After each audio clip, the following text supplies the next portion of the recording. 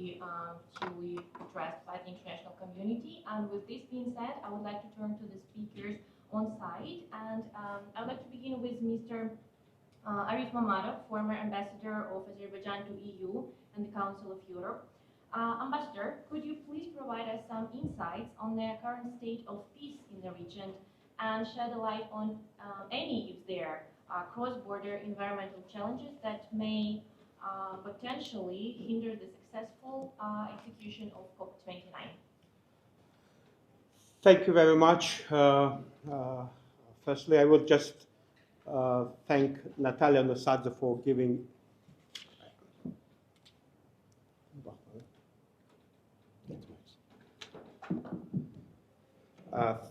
thank you very much to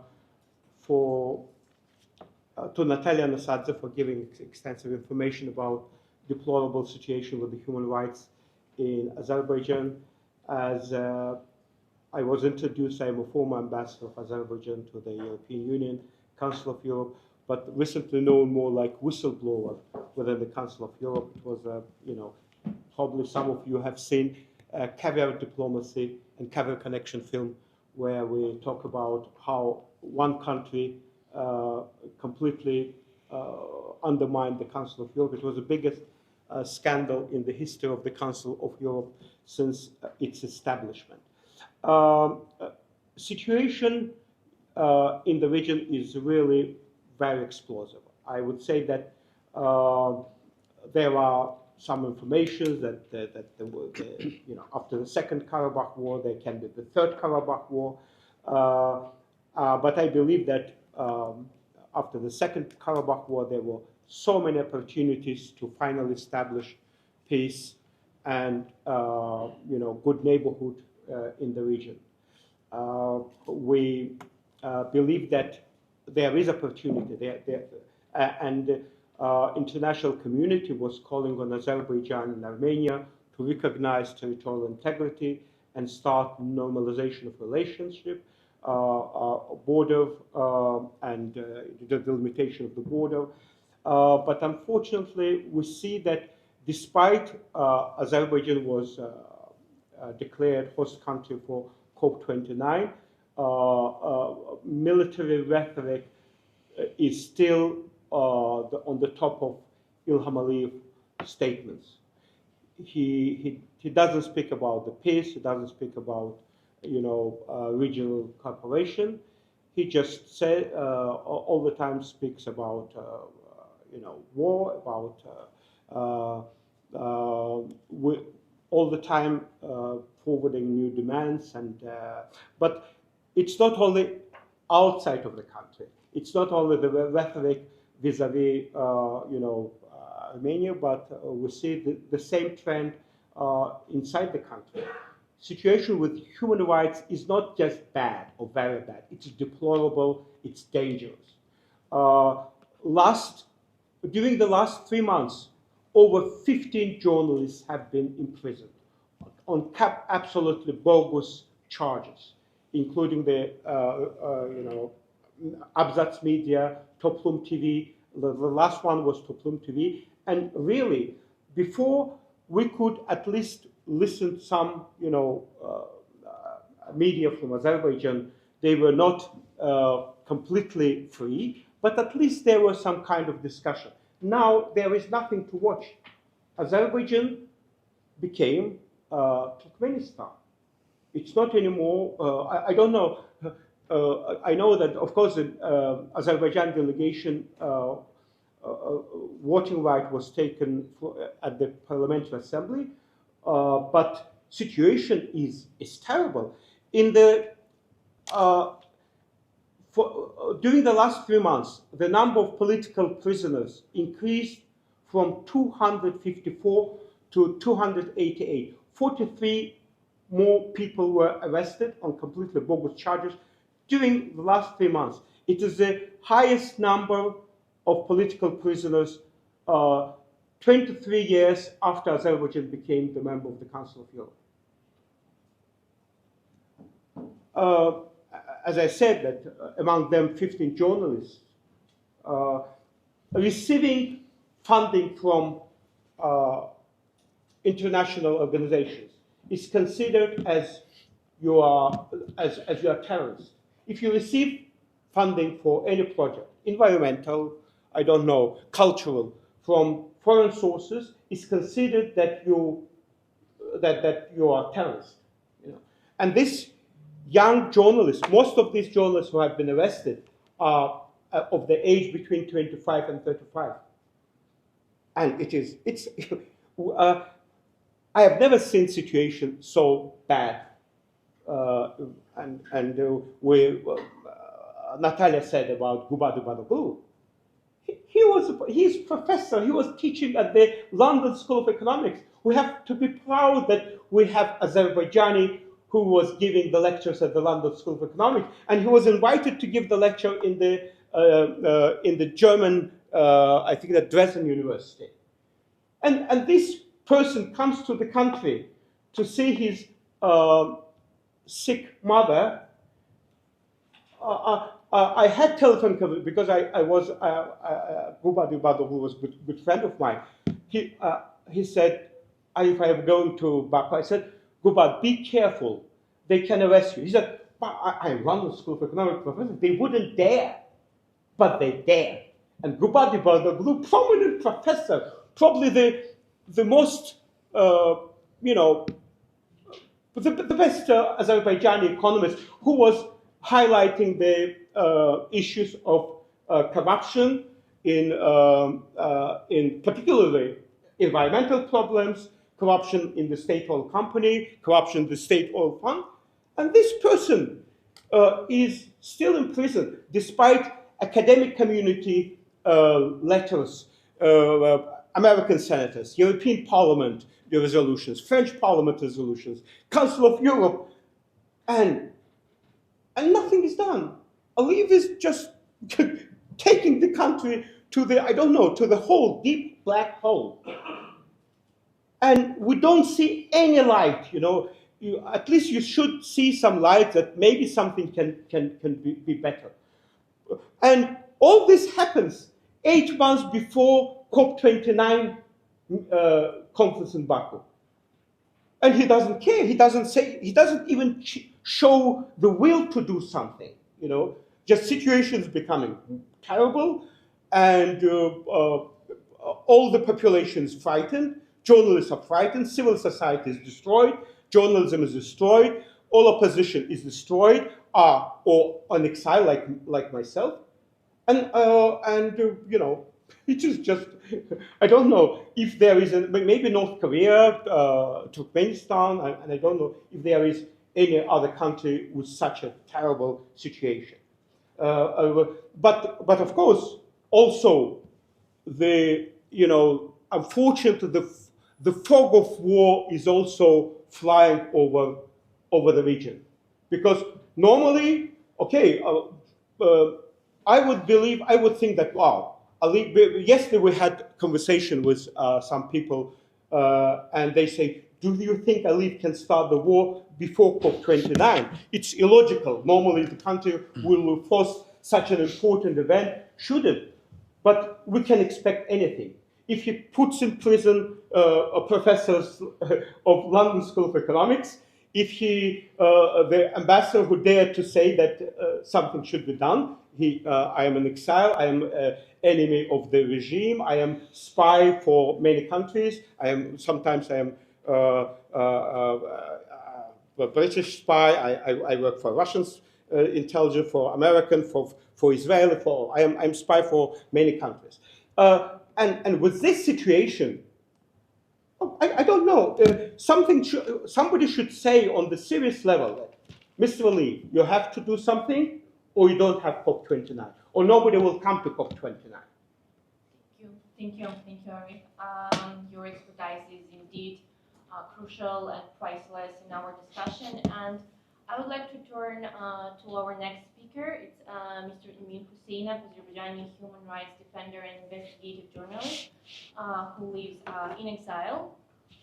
Emin, could you share your experience on the importance of civil society participation and why it is crucial for international community to do its best to support civic space in Azerbaijan when we see its vicious crackdown against independent voices within the country. Thank you.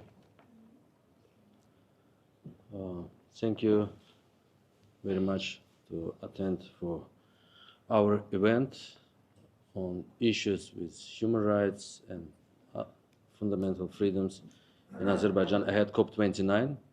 As you know, this climate change conference is biggest international event and most important, and especially during current period.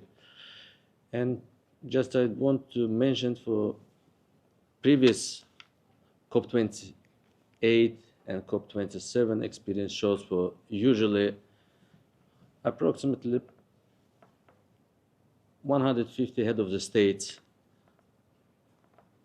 more than 75,000 participants, high-level delegates, civil society leaders, media, many people attending and discussing climate change issues during the 1 week, sometimes it's 10 days, in countries, and try to find solution for everyone, for all our planet. But unfortunately, what we observe in Azerbaijan, compared with our previous experience when Azerbaijani government tried to host important international, cultural, political, or sport events, they are using this kind of events for whitewashing their toxic, kleptocratic image. And maybe some of you know, maybe not, I just want to remind you, for since independence, we don't have democratic transitions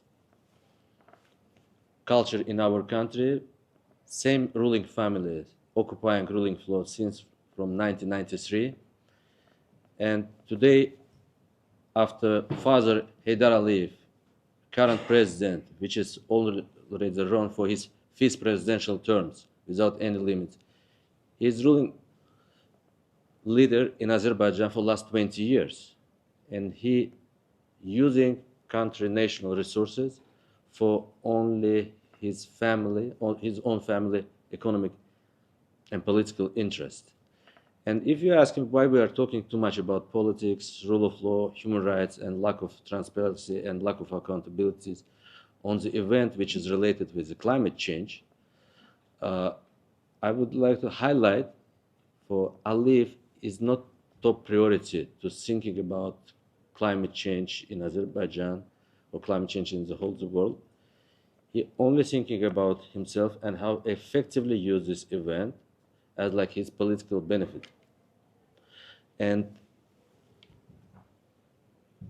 today, it's very difficult for all of us, as like all my colleagues mentioned, for many human rights defenders, journalists, activists, environmental journalists, environmental defenders, detained just right after Azerbaijan got this host country status in November 2023 in Dubai. And all of you know for how Azerbaijan got this status. We believe for Azerbaijan managed to get this host country status with significant political support provided them from Russia, because 3 short-listed countries, Armenia, Azerbaijan, and Bulgaria, they have to fight for this host country status. But as we believe and we understand, Russia blocked Bulgarian candidacy, and when Azerbaijan and Armenia stay on the short list, they are also pushing to Armenia, because probably, as I understand, for Armenia ratified Rome Convention. And finally, today, Azerbaijan automatically got this host country status.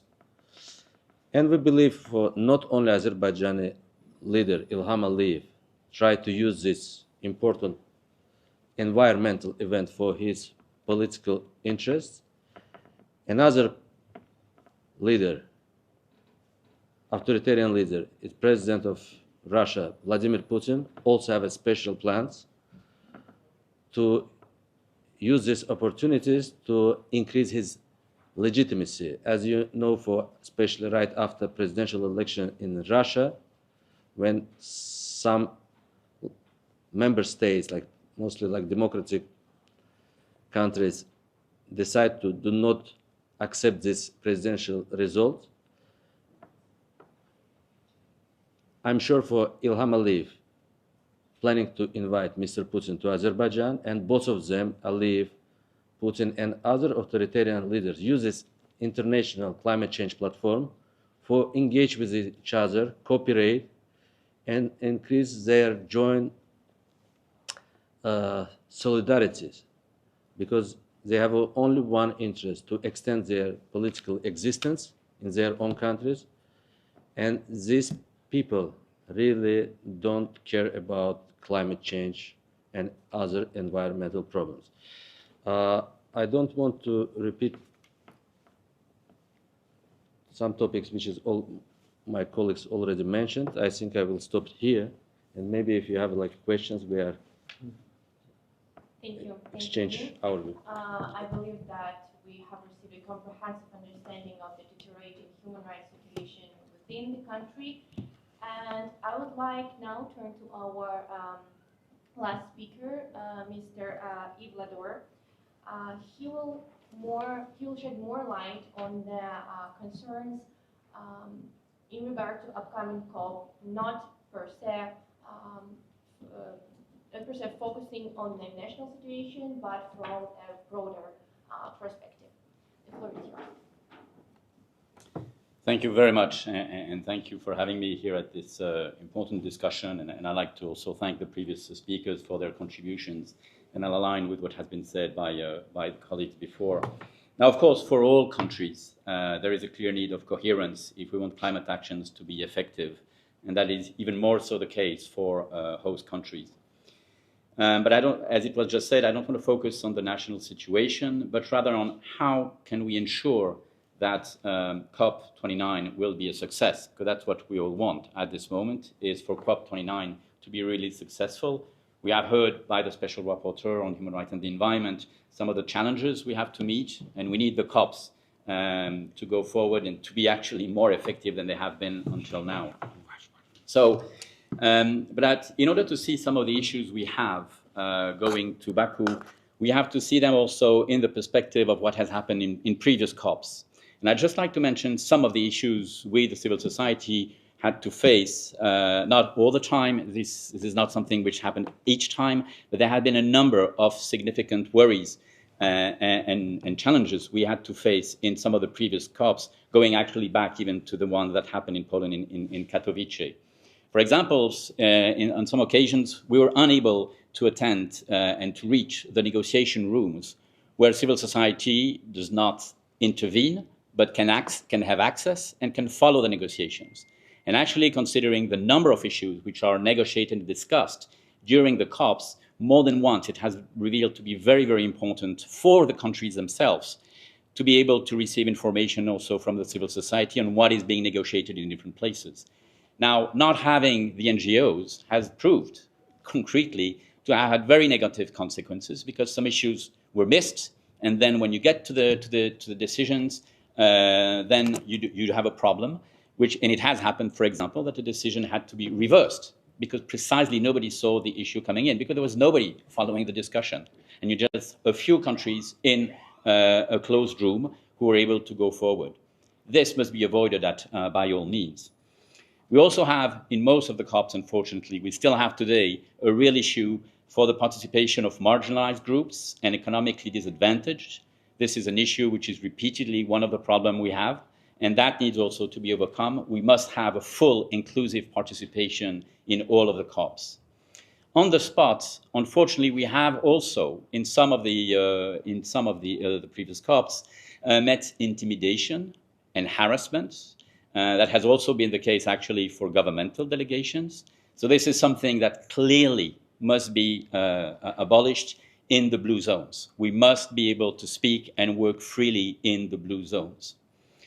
We also had more serious issues in one of the COPs where members of the civil society, actually coming just from one region, and we were wondering why, but members from civil society were not allowed in, although they had been badged. They had received the badge to access the blue zone, to come into the country. They were blocked at the entrance of the country. And some of them, few, 2 or 3, were even taken at their hotel and kicked out of the country. I mean, this is something which is absolutely unacceptable and must, of course, never happen again. We have also met, and that's linked to the intimidation and harassment, some limitation of expressions, sometimes even coming directly from the secretariat of the UNFCCC. So let's be very clear.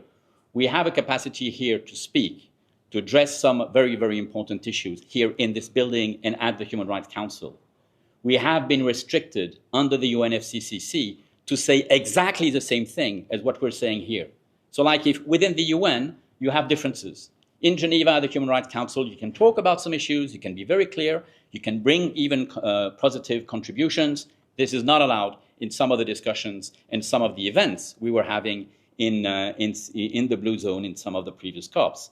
That is, of course, must stop by all means.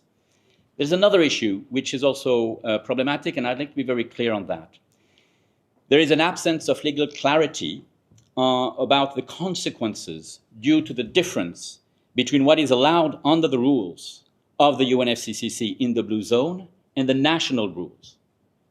In some of the countries where we had the COPs before, it is clear that you're not allowed to criticize a country, you're not allowed to even criticize a company, you're not allowed to criticize decisions which are made, you're not allowed to criticize a negotiation process going on. This is not the case within the UNFCCC. There is a clear possibility to speak, although there has been, unfortunately, as I said before, some limitations, but you still have this possibility to speak about that. We were able afterwards to leave the countries, the host countries of the COP, without any problem. What happened next? Are we still today, and that is the case, for example, myself, are we still allowed to go back to this country without having any retaliation? We're not sure. So for a number of us now, we know that when we went to one of the COP, we cannot return to the country, and actually we should not even transit by the host country, because this is a real threat. We have no legal clarity, and we haven't been given any answer that was concrete on that from the UN authorities. So there is clear need, for example, here, to publish and to make really public the agreement with the host country. This has been requested before. This had also been repeated by a number of countries at the last meeting in June in Bonn for the subsidiary bodies. And that's, you can find this in the AIM, the Agreement on International Meetings.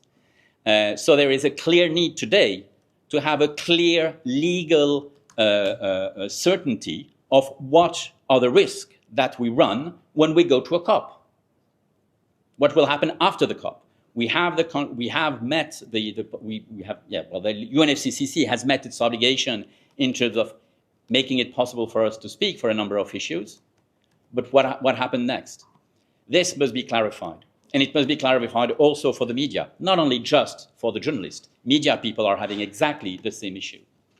Now, we have heard also just before what are the risks of conflicts and tensions due to the recent event that has happened in the region. It is extremely important, and I'm here calling all of the states who are in the room, that there is a very clear message sent to the host country and to all of the countries in the region. COP must be an opportunity to bring tensions down and to ensure a long-lasting peace. And of course, the respect of all human rights. This must be a very clear message. Let's be no doubt, if ever a conflict starts, if ever there is any provocation in the run-up of COP29, we will not be able to have COP29. The civil society then, there has been no boycott until yet, right? No boycott until today. But it will be impossible to go to a COP if ever this is in active war zones. And that starts today. It is not an issue that, okay, perhaps after the summer we can ease the tension then in order just for the COP to happen. No.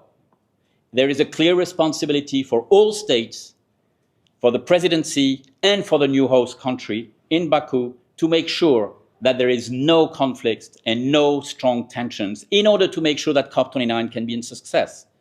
And of course, it will also be the responsibility of the host country after COP29 until COP30 that we will have in Brazil, to make sure that also the situation continues to be a peaceful situation. And actually, it will be a very good opportunity to make it, as I said before, a long-lasting peace.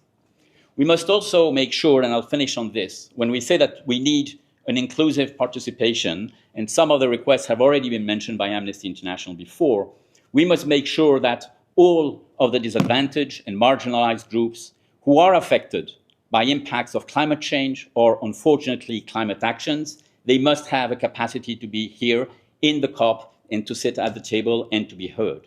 It is also very important that all accredited civil society organizations, without any discrimination, can access if they meet the criteria, and all of them coming from the region. There must be no discrimination on the fact of, oh, you're coming from a country with who we had problems before. No. All organizations, all the members of the different organizations must be able to attend COP regardless of what has happened before. This is also effective for the media. A lot of media people have covered the region before. We see that terminology has changed, that they use a terminology which today is not allowed, and so on. None of that can be today used as a pretext in order to refute the participation of any media. So let's be very clear, there must be zero tolerance to any form of harassment or intimidation. And of course, there must be no retaliation. And the best, actually, would be for the host country to propose a grievance procedure, so that if some case of these type of cases arise, then we could have a very good, open, and secure way to deal with these issues. Thank you very much. Thank you, Yves. Thank you. Your statement was indeed very insightful, and I do hope that the raised concerns will be properly addressed by the future host countries. And with this being said, I would like to open the floor for Q&A, and I do encourage the audience to participate in the discussion with our panelists and to raise any questions that you may have and share your reflections to the speaker statements.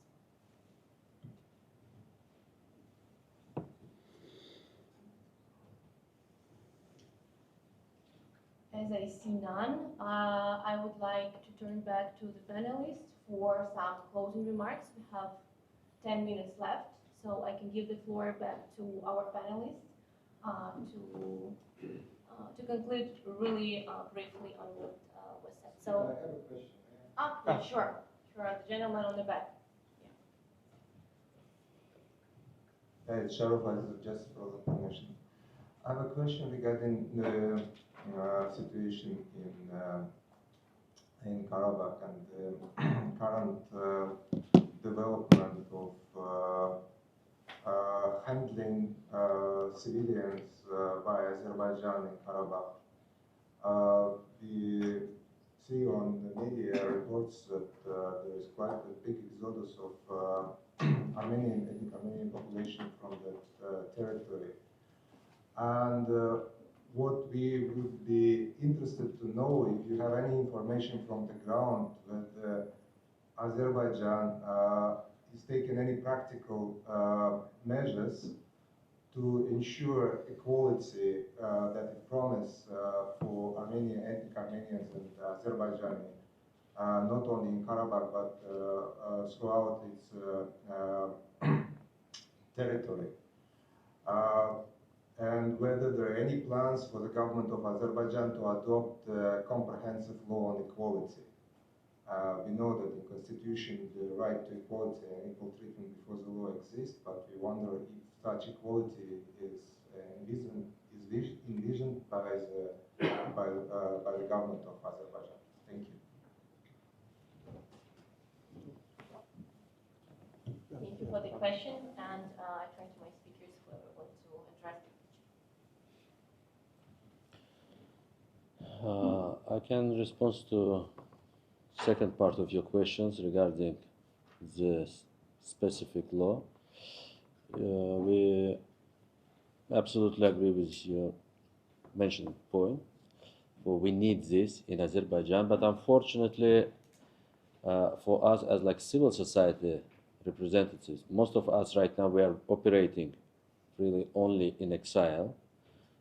We have 280 political prisoners, which is we able to recognize them as like political prisoners. Maybe the numbers, realistic numbers, much bigger. And in condition when you have like a whole country as like huge prison, when 10 million populations living without any rights, to speaking about not only Armenian minorities, about other minorities' rights, it's very difficult. It's very serious issues which we need to find solutions together with the government, with Azerbaijani peoples, including with all national minorities which is live in Azerbaijan. But in current political realities, nobody want to listen in any kind of independent voices as like us, and especially on these issues which as you mentioned. May I, yeah, just yeah. You know, in fact, the biggest minority in Azerbaijan is Azerbaijani people themselves. You know, they don't have any rights, they don't have any freedoms, so that in the regimes like Azerbaijani regime, there is no freedom for the people regardless of their nationality, ethnic belonging, and so the situation is so bad that it's not just, you know, treatment of minorities or ethnic groups, it is treatment of entire population. The country, which is a Council of Europe member, doesn't implement any of their obligations. There is no municipal elections. We don't have municipalities. No, we have municipalities, but they are appointed by president. You know, ordinary Azerbaijani people, you know, they all suffer from this regime. And if ethnicity or anything doesn't play any role, of course, it adds, you know, the war, and after the war situation, even made these things more complicated. And also, what I regret a lot, that the hysteria, you know, nationalism hysteria is, you know, flaring in the country. And Aliyev someday may become the victim of his own inflamed, you know, this nationalist rhetoric, because it may become dangerous for the country, but it may become very dangerous even for Azerbaijani state in the future. Thank you. Thank you, thanks a lot. And if I may turn to some closing remarks to you, maybe you could sum up how do we ensure the international cooperation when it comes to COP29, when it comes to upholding the international obligations of Azerbaijan to respect human rights and freedoms. Yes, thank you. Well, as I said before, I think we must make COP29 a success, and the success will not only be just what can come out of COP itself, but also how it can be a process that can help the whole region and the whole country in order to live in a better political environment. And that is not an effort that is only on the shoulders of the host country. Of course, they have the main responsibility, but it is also a responsibility for the whole of the community. And that's why I'm calling all states, and of course all stakeholders, to push in that direction and to make sure that the way we are preparing, we will meet again, all of us, for those who are preparing the next COP in June in Bonn for the subsidiary bodies meetings. It is a good moment to make sure that everything is being prepared in a good way, and that the human rights obligation that all states, which are recognized and that actually are in the preamble of the Paris Agreement, are fully respected and fulfilled. So that's how we have to prepare and to make sure that this is a success. But what is very, very important is for everybody to send a very clear and unambiguous message, and starting now. Unfortunately, we hear some delegations, and I understand that, saying, oh, this is at the end of the year, we'll start to think a bit more about it after the summer because we have so much on our plate. This is a mistake. Our positions and this type of call must be formulated right now, collectively and very strongly, so that we can ensure a really successful COP29. Thank you, thanks a lot. And I also was told that we have one question from the room, so I give the floor to the lady. Thank you, and thank you very much for the valuable inputs. I work for the board, the Special Rapporteur on Human Rights and the Environment, and I wanted to ask what specific measures you see that we can use from here to actually put both this pressure on the host, but also on UNFCCC, which is very linked to what Eve just said, but also in terms of actually sending this message if there's any specific measures you see fit.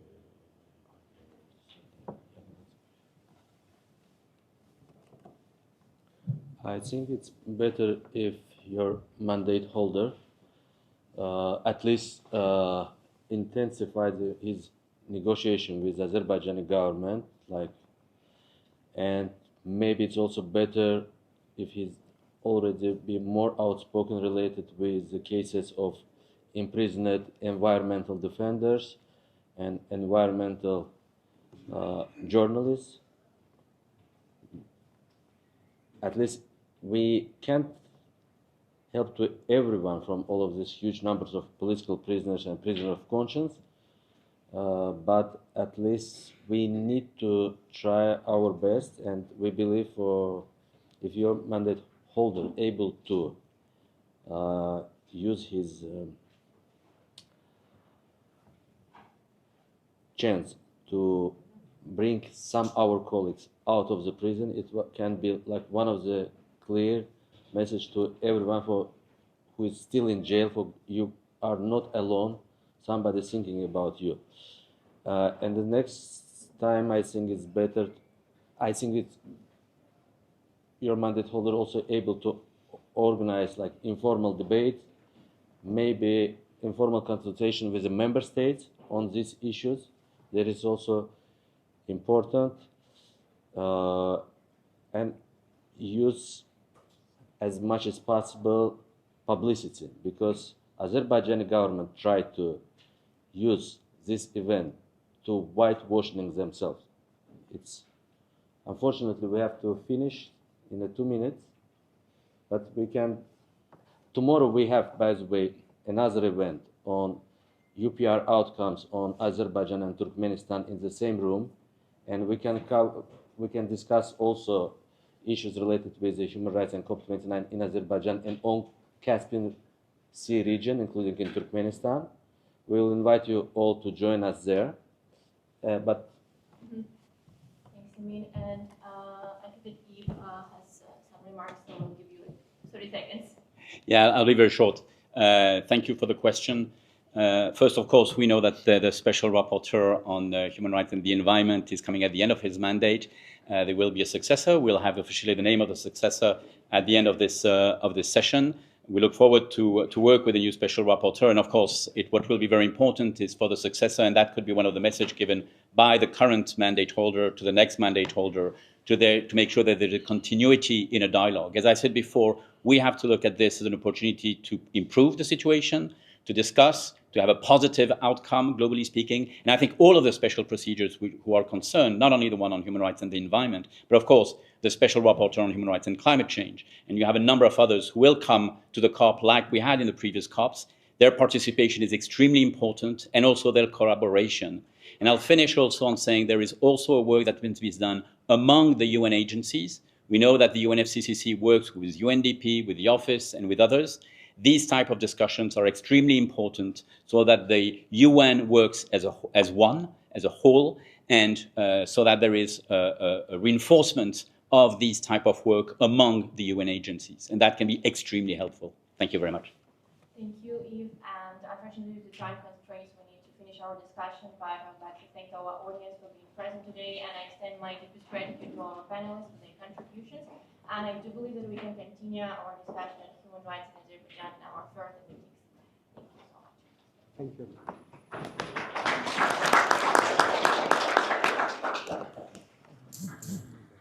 Thank you.